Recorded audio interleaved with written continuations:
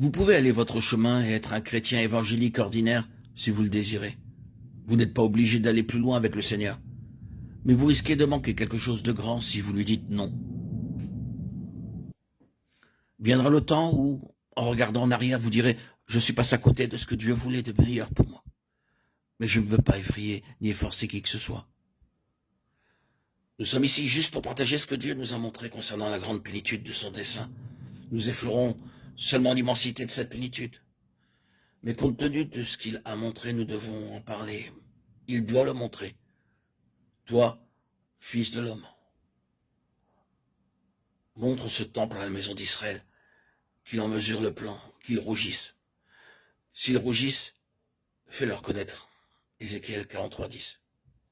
Qui sont ces îles? Cela concerne ceux à qui cela a été montré. Sommes-nous du nombre de ceux qui accepteront et qui céderont à ce qu'il montre? Plusieurs fois, et de manière toujours plus insistante, la question est posée pour voir si nous allons progresser sur cette voie coûteuse.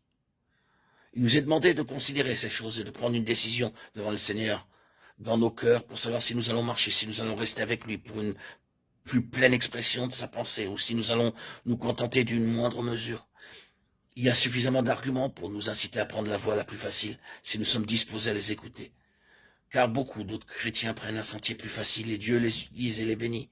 Qu'est-il donc demandé de plus? Tout ce que je dis, c'est que si vous avez des raisons de penser que l'Église aujourd'hui dans l'ensemble est du bon côté de la grande révélation du dessein de Dieu en Christ, si vous êtes sûr qu'il en est ainsi, alors allez avec cette majorité. Mais si vous ressentez qu'il y a quelque chose qui nécessite plus que cela, que l'Église a besoin de quelque chose et que vous avez besoin de quelque chose de plus, bien, alors cela va impliquer un prix. Vous serez sauvés, bien sûr, si vous mettez votre foi dans le Seigneur Jésus. Mais il ne s'agit pas de cela ici. Vous ne perdrez pas votre salut, mais vous pouvez perdre le prix. Le salut n'a jamais été une chose que nous devions gagner, mais il y a quelque chose qui s'appelle le prix. Philippiens 3:14. Nous n'allons pas dire ce que c'est à présent, mais nous y sommes confrontés. Le Seigneur n'a pas obtenu ce qu'il voulait pour son peuple. Il veut nous utiliser pour cela.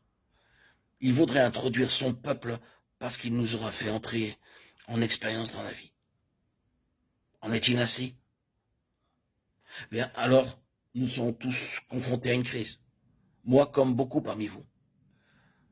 Permettez-moi de dire du fond de mon propre cœur que je suis personnellement et assez fréquemment confronté à cette crise. Alors que le prix pour suivre ce chemin de la croix se fait pressant. Je dois souvent prendre du recul et dire, bien, sur quelle base est-ce que j'ai commencé sur ce chemin? Sur quelle base avons-nous tous commencé? Est-ce que ce n'était pas sur la base de Jean 5, tout de Dieu? C'était une chose dont nous parlions sans cesse. Nous ne savions pas tout ce que cela signifiait au cours de cette longue période, mais nous disions assez précisément, Dieu veut quelque chose ici sur cette terre qui manifestement ne pourra pas se faire pour lui en dehors de lui-même.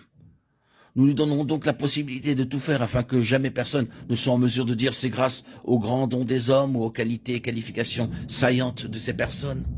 Non.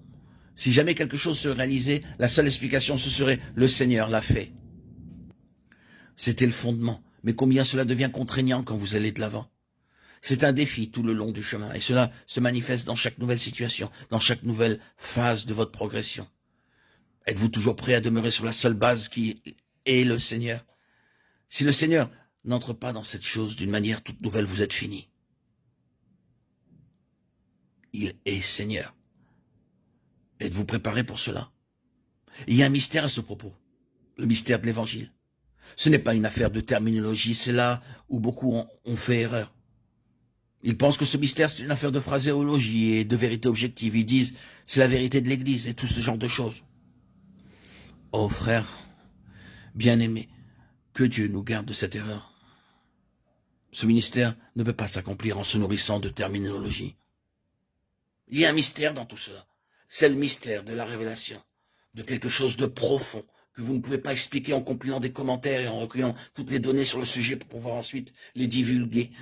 Ce n'est pas cela, ça ne marche pas. Il peut y avoir la même phraséologie, les mêmes idées, mais cela ne produit pas les mêmes résultats. Vous ne pouvez pas expliquer le mystère de ce qui est de Dieu. C'est un secret caché, profond, issu de Dieu lui-même. C'est un immense défi. Je dis encore que c'est un chemin très coûteux et Nous devons pouvoir dire, et si nécessaire, le redire encore et encore. Je ne veux avoir aucune autre alternative. Je dois marcher avec Dieu, quoi qu'il en coûte. Que le Seigneur nous aide à nous maintenir sur cette position.